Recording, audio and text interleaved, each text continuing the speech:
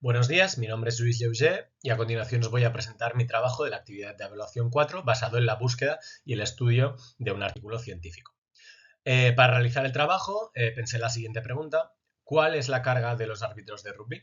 Tras la revisión con la estrategia PICOS pude reformular esa pregunta y hacerla mucho más concreta, redactándola de la siguiente manera. ¿Cuál es la carga externa e interna que experimentan los árbitros varones de rugby 7 durante un partido?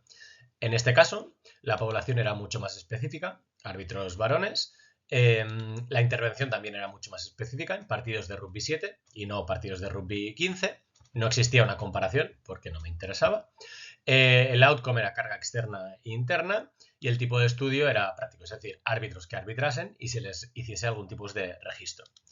Finalmente, la estrategia de búsqueda que utilicé con los términos mesh y los booleanos fue la siguiente: rugby en término mesh o rugby sin mayúscula para discriminar si había algún otro artículo que fuese con minúscula, and referee and demands para referirme tanto a carga interna como externa, and sevens. Los resultados de búsqueda que encontré en PubMed fueron simplemente dos. Eso puede ser que la búsqueda era bastante específica o que simplemente no hay mucha literatura en relación a estos temas. Elegí el primer artículo, que era Rugby Demands and Heart Rate Response in Rugby Sevens Referee, porque me daba la sensación que era más específico de lo que yo estaba buscando. Y a continuación os muestro la referencia bibliográfica de este mismo artículo que os acabo de citar.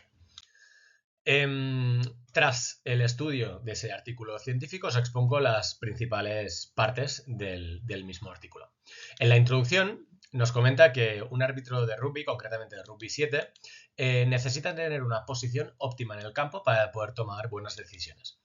Y eso implica una elevada implicación física y fisiológica, porque tienes que estar en un momento determinado en función de las demandas del juego.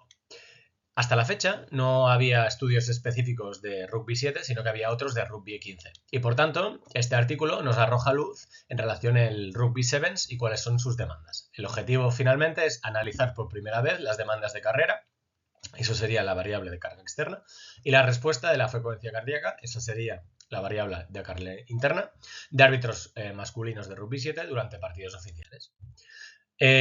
Los materiales y métodos que se han utilizado son los siguientes. Se han analizado a 12 árbitros varones de rugby con una media de edad de 37 años que tengan un mínimo de 4 años de experiencia en sevens, es decir, específicamente en esa categoría, en ese tipo de rugby.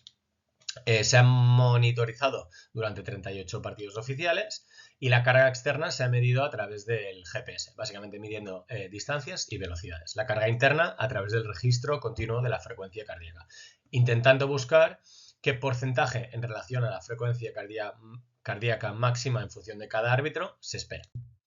Los resultados de carga externa son los siguientes. Se han recorrido una distancia media de 1.665 metros por partido. Y a continuación os voy a detallar durante el partido qué porcentaje del tiempo han estado en una velocidad o en otra. El 22,2,3% del tiempo han estado los árbitros caminando o parados, el 25,9% trotando, el 12,4% a una velocidad moderada, el 23,8% a una velocidad media alta, el 8% a una alta intensidad, el 7,6% a sprints, con unos resultados finales que nos indican que hay una velocidad media de 6,6 km por hora y 6 sprints por partido. Comentar que cada tipo de carrera está estipulado en el artículo a qué velocidades corresponde.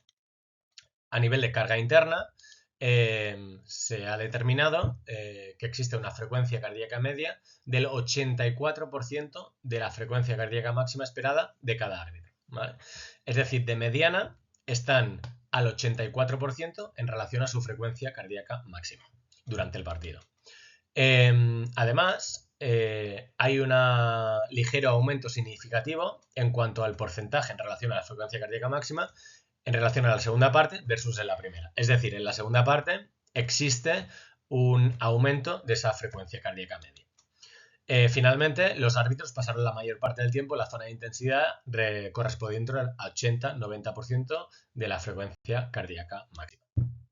En la discusión, el artículo nos comenta diversos aspectos, como que las elevadas demandas de carrera y una alta exigencia fisiológica del sevens en relación al 15.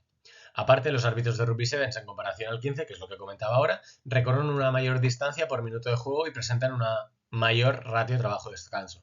Esto es debido a las reglas del Rugby Sevens, donde hay muchos menos jugadores, por tanto hay mucho más espacio para generar jugadas. El árbitro tiene que llegar en cada punto de contacto y hay muchos más elementos de toma de decisiones en un partido de Rugby Sevens que en Rugby 15.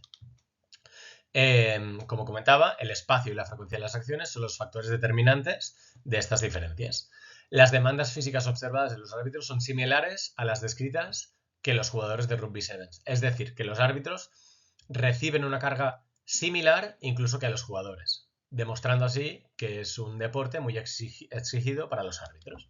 Aunque la carga externa se mantiene estable en ambas partes, la respuesta de la frecuencia cardíaca aumenta en la segunda mitad, hecho que indica una mayor carga fisiológica con el avance del partido. Eso podría ser debido a la fatiga que se acumula. Finalmente, las conclusiones del artículo nos comentan que se demuestra que el arbitraje de Rugby 7 implica altas cargas externas e internas. Hay una elevada proporción de la carrera de alta densidad y una respuesta cardiovascular exigente. Las demandas físicas son superiores al Rugby 15, comparadas a las de los propios jugadores. Y finalmente, los árbitros de Rugby 7 deben seguir programas de entrenamiento específicos orientados a mejor capacidad aeróbica intermitente y a la tolerancia a esfuerzos de alta intensidad. Hasta aquí mi presentación. Muchas gracias.